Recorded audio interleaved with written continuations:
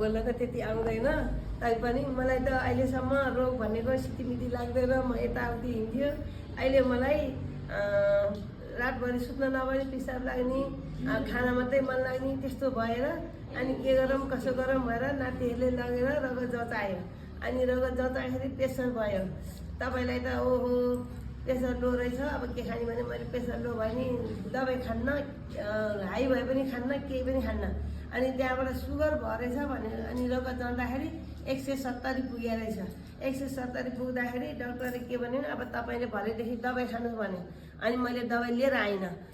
आइनँ म दबाई के खाने कसो खाने अब घरमा गएर मुख बार्छु पछि लिउँला अहिले लिन भनेर दिएको दबाई पनि मैले छोडेर आएँ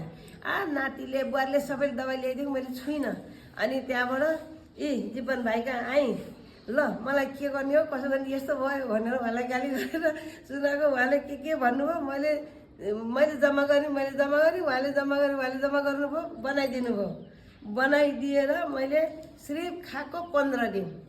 चिया छोडिदिएँ 15 दिन त्यो दबाई लगाएर उहाँले जस्तो भने जति टाइम भन्यो मैले उही टाइम बनाएर मिलाएर त्यति दबाई मैले 15 दिन खाएको अनि 15 दिनपछि जचाउन जाने भनेर 20 दिन भयो 5 दिन त्यसै बसेँ अनि 20 दिनमा जचाउन जाँदाखेरि डक्टर दङ पऱ्यो अनि तपाईँको कसरी निको भयो यति छिटो भन्यो 10-15 दिनमा त हुन्न थियो तपाईँले कस्तो दबाई खायो भने मैले त केही दबाई खाइनँ मैले मुखबारी भनी होइन होला भन्थ्यो अब होइन अब मैले खाएकै छैन दबाई पनि खाइनँ के पनि खाइनँ भनेको अनि उसले ओहो तपाईँको त